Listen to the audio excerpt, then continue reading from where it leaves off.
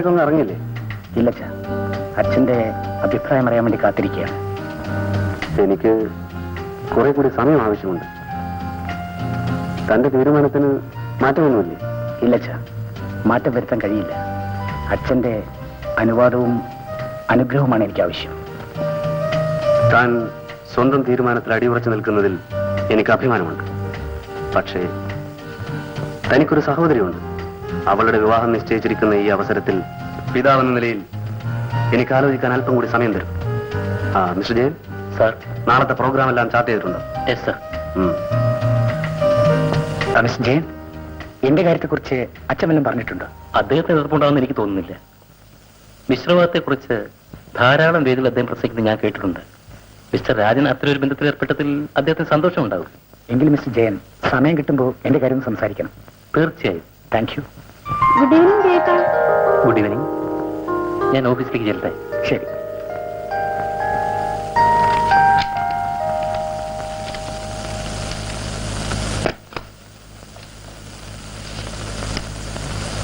ആ ലേബേഴ്സിന്റെ ഫയൽ ഏതാണ്?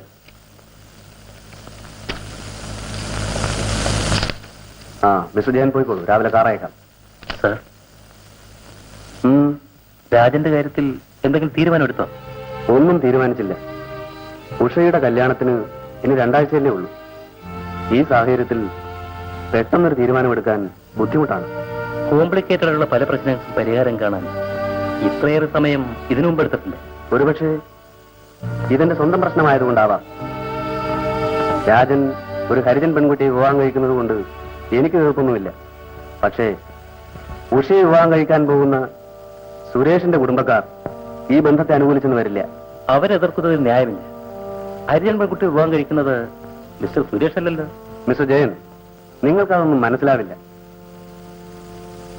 അവരൊക്കെ വലിയ തറവാടികളാണ്. എന്റെ ഇന്നത്തെ ഈ പദവിയും പ്രതാപവും കണ്ടുകൊണ്ടാണ് അവർ ഈ ബന്ധത്തിന് മുതിർന്നത് തന്നെ. അല്ലാതെ അവരുടെ പടിക്കകത്ത് കയറാനുള്ള യോഗ്യത എന്റെ കുടുംബത്തിനില്ല. നട്ടലിലുള്ള രാഷ്ട്രീയ നേതാവായിട്ട് താങ്കൾ ഇതുവരെ കണ്ടിട്ടുണ്ട്. ഇതെന്റെ വ്യക്തിപരമായ കാര്യമാണ്. ഇക്കാര്യത്തിൽ മന്ത്രി എന്നതിനേക്കാൾ ഒരു പിതാവിന്റെ സ്ഥാനത്തിനാണ് ഞാൻ മുൻതൂക്കം നൽകുന്നത്. അല്ലെങ്കിലും സ്വന്തം കാര്യം വരുമ്പോഴാണല്ലോ രാഷ്ട്രീയ നേതാക്കന്മാരെല്ലാം കാലുമാറിയിട്ടുള്ളത്. ജയൻ, ജാതിയും മതവും ഇല്ലാതാക്കാൻ ഒരേ ഒരു മാർഗമേ ഉള്ളൂ, മിശ്ര വിവാഹം എന്ന ആവേശത്തോടെ എത്രയോ വേദികൾ പ്രസംഗിക്കുന്നത് ഞാൻ കേട്ടിരിക്കുന്നു. പക്ഷെ സ്വന്തം കാര്യം വന്നപ്പോൾ എത്ര ലാഘവത്തോടെയാണ് അങ്ങ് കാലുമാറുന്നത്. മിശ്ര വിവാഹത്തെ അനുകൂലിച്ച് ഞാൻ പല വേദികളിലും പ്രസംഗിച്ചിട്ടുണ്ട്. പക്ഷേ എന്റെ മകനെ കൊണ്ട് അത് ചെയ്യിക്കാമെന്ന് ഞാൻ ഒരു വേദിയിലും പറഞ്ഞിട്ടില്ല. രാവിലെ കാറയക്കും. വേണമെന്നില്ല. അവസരത്തിനൊത്ത് കാലുമാറുന്ന മന്ത്രിയുടെ കീഴിൽ ജോലി തുടരണമെന്ന് എനിക്കൊന്ന് ആലോചിക്കണം. ഉഷമോളെ, വെഡിങ് കാർഡ്. 100 കുട്ടികളെ പ്രസവിച്ച് ദീർഘസുമംഗലിയായിരിക്കെ.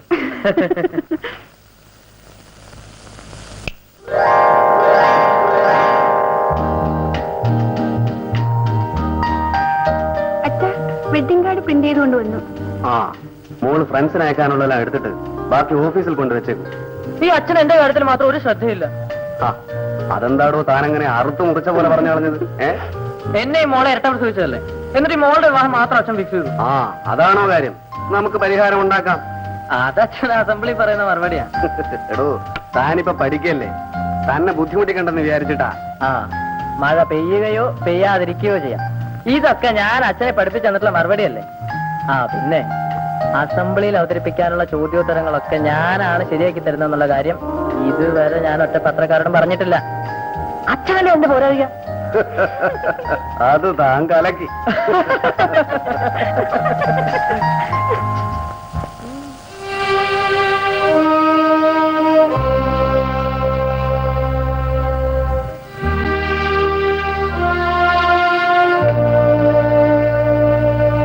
അയാൾ നമ്മുടെ ഈ ലോകത്തൊന്നുമല്ല.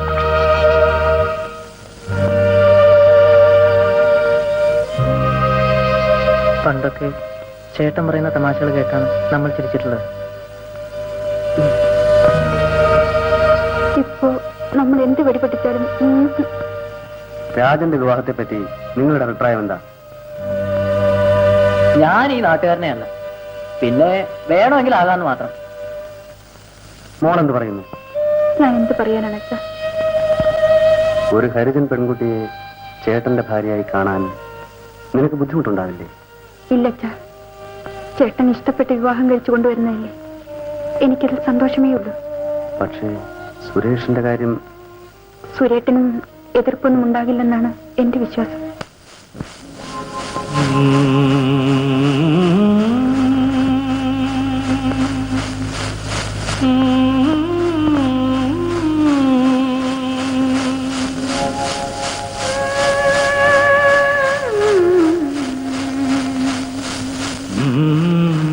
അപ്രതീക്ഷിതമായിരുന്നു ആ കണ്ടുകൊണ്ട്.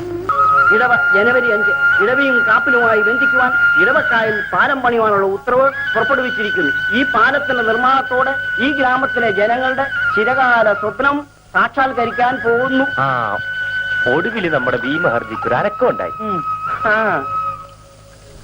ഒരു ചായ എടുവിട്ടൂരെ? അയ്യപ്പ, എനിക്കൂടെ ഒരു ചായ പറ. ദരിദ്രവാസി, അയാൾക്ക് ഒന്ന് കൊടുത്തേക്ക്. അയ്യപ്പൻ അറിഞ്ഞില്ല ഇടവക്കായൽ പാലം വരാൻ പോണ. അയ്യപ്പൻ ഇനി വേറെ വല്ല പണിയും നോക്കാം. പാലം വരാൻ പോണെന്ന് പറഞ്ഞു തുടങ്ങിയിട്ട് കാലം കുറയായി. ഞാൻ ചത്തു കഴിഞ്ഞാലും ഇവിടെ പാലം വരില്ല. 1 കൊല്ലത്തിനകം ഇവിടെ പാലം വരും. ഞാൻ നോക്കിക്കോ. നമുക്ക് കാണാം. നോക്കിക്കോ.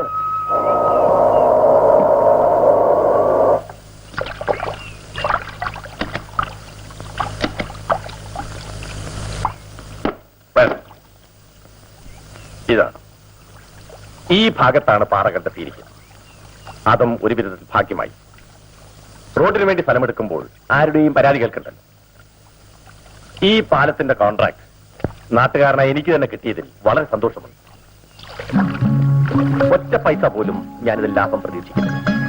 ഇവിടെ ഒരു പാലം വരികയെന്നുള്ളത് നാട്ടുകാരായ ഞങ്ങളുടെ എല്ലാവരുടെയും ചിരകാല സ്വപ്നമായിരുന്നു. എന്താ ദാമു, പണിയൊക്കെ ഉണ്ടോ? രാജൻ, ദാമു ഇവിടുത്തെ തൊഴിലാളി പ്രവർത്തകനും നല്ലൊരു തൊഴിലാളിയുമാണ്. ഞങ്ങൾ ഇവിടെ ഒരു പാലം പണിയാൻ പോവുകയാണ്. നിങ്ങളെ പോലെയുള്ളവരുടെയൊക്കെ സേവനം ഞങ്ങൾക്ക് ആവശ്യമാണ്. ഈ പാലം പണിക്ക് വേണ്ടി എന്ത് ത്യാഗം സഹിക്കാനും ഞങ്ങൾ ഒരുക്കമാണ്. ഇവിടെ ഒരു പാലം ഉണ്ടാകേണ്ടത് നമ്മുടെ എല്ലാവരുടെയും ആവശ്യമല്ലേ? ശരി, സമയമാകുമ്പോൾ ദാമുനെ വിളിക്കാം. ഞങ്ങൾക്ക് കുറച്ച് ജോലി ഇവിടെ ഉണ്ട്. വരട്ടെ. Who have defended landlords in Bihar. The burning down of Harijans huts in Bihar village seems to be a typical manner in which these problems are dealt with by police officials in eastern India. Over. കസ്തൂരി, പോകാം.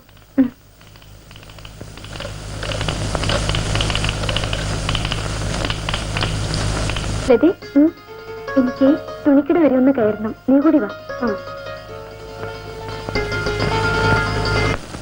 എന്റെ സത്യമോൻ പട്ടാളത്തിൽ നിന്നൊന്ന് ലൂവിൽ വന്നോട്ടടി. അവൻ വരുമ്പോ അവന്റെ കല്യാണം നടത്താം. ഇപ്പൊ ഇവിടെ ഉള്ളവരുടെ കല്യാണം നടത്തിക്കൂടെ നിങ്ങൾക്ക്? എന്റെ കല്യാണം കൂടി ഒരുമിച്ച് നടത്തണമെന്നാ എന്റെ വിചാരം. എന്തെങ്കിലും സംഭവിച്ച നാണക്കേട് ആർക്കാ? നിന്റെ മോളെ നിനക്ക് വിശ്വാസമാണ്? അല്ല, വിശ്വാസമാണെന്ന്.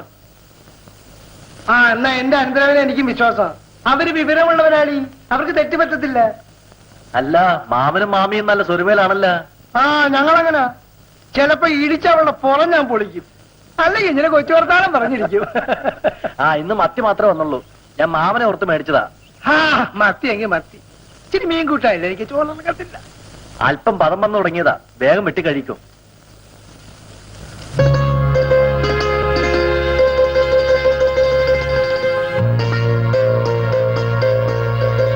മാലു മേടിക്കാൻ പറഞ്ഞേച്ചതാ.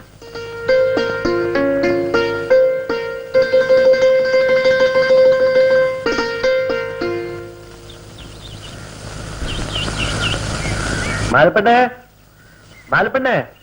എന്താ ചേട്ടാ? പിടിച്ചേ, അല്പം പെശകാണ്, വേഗം കൂട്ടാൻ പറ്റോ?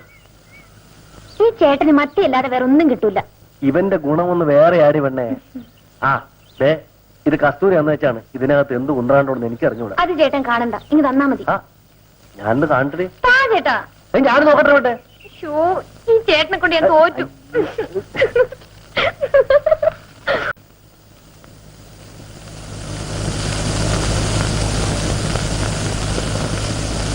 എങ്ങോട്ടാ പുറപ്പാട്? ഇന്നും ആരോടെങ്കിലും വഴക്കുണ്ടാക്കാനാണ് ഉദ്ദേശം? ചോദിച്ചത് കേട്ടില്ലേ? നിന്നെ പോലെ എത്ര ചെറുപ്പക്കാരുണ്ട് ഈ നാട്ടിൽ? അവരാരും ഇങ്ങനെ ഉഴപ്പി നടക്കുന്നില്ലല്ലോ. നിന്നെപ്പറ്റി പരാതി കേൾക്കാത്ത ദിവസമില്ല. ഡാഡിക്ക് കുറച്ച് പണം ഉണ്ടായിപ്പോയതുകൊണ്ട് എല്ലാവർക്കും എന്നോട് അസൂയാണ്. ഞാൻ എങ്ങോട്ട് ഇരിയാലും കുറ്റം തന്നെ. എന്നോട് ആർക്കും അസൂയ തോന്നുന്നില്ലല്ലോ. എല്ലാം നിന്റെ പ്രവൃത്തി ദൂഷ്യം കൊണ്ടാണ്. ഇന്നാൾ തന്നെ നീ ആ ദാമുന്റെ മേക്കെട്ട് കയറിയില്ലേ? ആ, എന്നെ തന്നെ അവനെ നോക്കിയിരിക്കണോ? അവിടെ അങ്ങനെ ഒരു സംഭവം ഉണ്ടാകാൻ നീയല്ലേ കാരണക്കാരൻ. നാട്ടുകാരെ ശല്യം ചെയ്യാതിരിക്കാൻ വേണ്ടിയാണ് ഞാൻ നിന്നെ കോളേജിൽ ചേർത്തത്. പ്രിൻസിപ്പലിനെ തല്ലിയിട്ട് നീ ഇങ്ങോട്ട് പോകും. അന്ന് നിന്നെ ലാപ്ടോപ്പിൽ അയക്കേണ്ടതായിരുന്നു. പ്രിൻസിപ്പലിന്റെ സുഹൃത്തായിരുന്നത് കൊണ്ട് ക്ഷമിച്ചു. ഇനി എന്തെങ്കിലും പ്രശ്നങ്ങൾ ഉണ്ടാക്കിയിട്ട് നീ ഇങ്ങോട്ട് പോന്നാൽ പിന്നെ പറയാം. പൊയ്ക്കോ.